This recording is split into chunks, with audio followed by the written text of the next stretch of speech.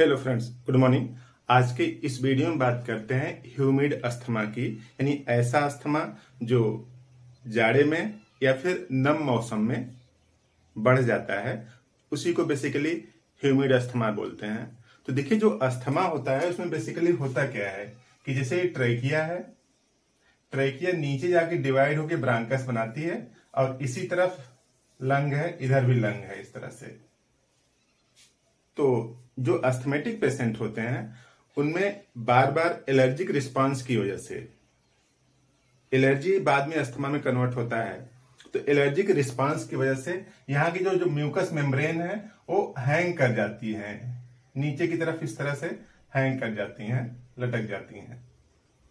तो अब हैंग कर जाती हैं तो सांस लेने में तो कम दिक्कत होती है, सांस तो लेता है, लेकिन निकालने में ज्यादा दिक्कत होती है, क्योंकि निकालते समय ये पूरे इस तरह से खड़े हो जाते हैं ऐसे, और इस वजह से निकालते समय इसका जो डायमीटर है यानी व्यास है वो कम हो जाता है। तो अस्थमा में बेसिकली यही होता है कि सांस निकालते समय ज्यादा दिक्कत होती है, लेते समय भी दिक्कत होती है, लेकिन कम दिक्कत होती है। तो ह्यूमिड अस्थमा बेसिकली एलर्जी से धीरे धीरे कन्वर्ट हो जाता है अस्थमा में। अस्थमा एक दिन की बीमारी नहीं है, अस्थमा कई महीनों या सालों लगते हैं डेवलप होने में। एलर्जिक रिस्पांस अगर बार बार चलता रहा, कई बार हो रहा है, तो उसको इलाज करवाने की जरूरत है। होम्योपैथी में बेहतरीन मेडिसिन है जो एलर्जी को ठीक कर सकती हैं, कर देती हैं। तो ह्यूमिड अस्थमा बेसिकली बच्चों की अगर बात किया जाए तो होम्योपैथी की एक बेहतरीन मेडिसिन है नेट्रम सल्फ। नेट्रम सल्फ का फार्मूला इस तरह से है, देखिए Na2SO4.10H2O।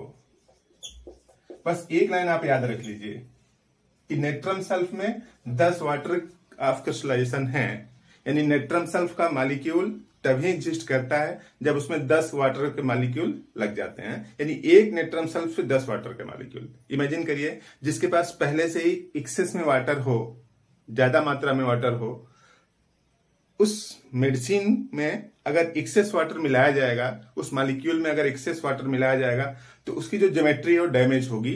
ठीक वही बात नेट्रम सल्फ पेशेंट की भी है। नेट्रम सल्फ पेशेंट की पूरी शरीर की व्यवस्था गड़बड़ तब हो जाती है जब वातावरण में नमी हो जाती है, क्योंकि ऑलरेडी उसके पास सरप्लस वाटर है। तो नमी जब भी होगी, चाहे बरसात का मौसम आए चाहे जाड़े का मौसम आए, यानी ह्यूमिडिटी ज्यादा होगी, तब उसके सिम्टम्स बढ़ जाते हैं, चाहे स्किन वाले सिम्टम्स हो, चाहे अस्थमा वाले सिम्टम्स हो, या फिर किसी भी प्रकार के सिम्टम्स हो। तब आपको नेट्रम सल्फ याद करना चाहिए। सिम्टम्स इस तरह से है कि ह्यूमिड अस्थमा इन चिल्ड्रेन, छोटे बच्चों में ह्यूमिड अस्थमा है, सांस लेने में दिक्कत हो रही थी, इनहेलर लेके जीवन बर्बाद न करें, होम्योपैथी अपनाएं, बेहतरीन दवा है, ठीक कर देती है।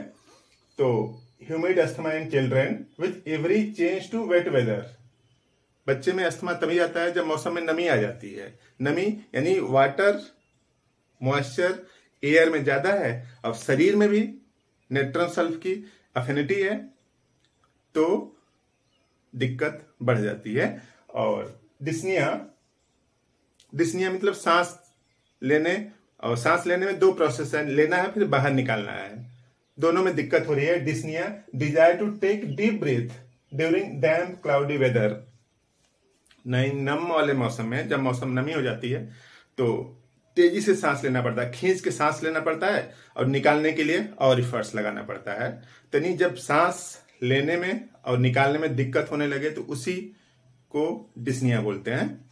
और great soreness of chest during cough, अगर इसी में खांसी हो जाए तब तो और दिक्कत बढ़ जाती है। चेस्ट में छाती जो है पूरा इसमें सोरनेस हो जाती है, दर्द होता रहता है लेने में सांस और निकालने में। खास तौर से पेशेंट को इतनी दिक्कत बढ़ जाती है कि उसको बैठ जाना पड़ता है, लेटे लेटे रहने उसकी हालत खराब हो जाती है, लेट नहीं पाता। जब भी खांसी आने लगती है तो बैठने से थोड़ा सा उसको आराम टेम्पोरली मिलता है।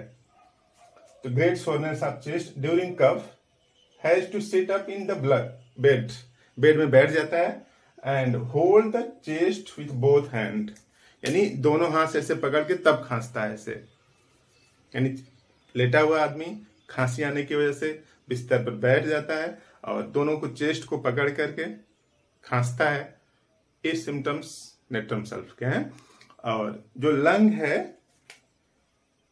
देखिए इसको आप लेफ्ट लंग अगर मान लीजिए लेफ्ट लंग है ऐसे, तो यहां का जो सबसे नीचे वाला पोर्शन है 4L है, 4L lower lobe of left lung. देखिए यहां पे लिखा है lower lobe of left lung, यानी लेफ्ट साइड में दिक्कत ज्यादा है। 4L याद कर लीजिए, 4L lower lobe of left lung. अगर ऐसी दिक्कत है बच्चों में चाहे बड़ों में, बच्चों में अधिक देखा जाता है, तो आप नेट्रम सल्फ यूज करें। नेट्रम सल्फ इन बीमारियों को, इन सिम्टम्स को, ह्यूमिड अस्थमा को ठीक कर देगी। आपको इनहेलर लेने की जरूरत खत्म हो जाएगी धीरे धीरे। तो आप ह्यूमिड अस्थमा नियर बाय में देखें, बच्चों में होता है और यही बड़ों में जाके अस्थमेटिक हो जाते हैं। किसी भी मौसम में दिक्कत होने लगती है, गर्मी जाड़ा बरसात चाहे जो भी मौसम हो, हर एक मौसम में दिक्कत होने लगती है, सीवियरिटी बढ़ती है। तो आप नेट्रम सल्फ, नेट्रम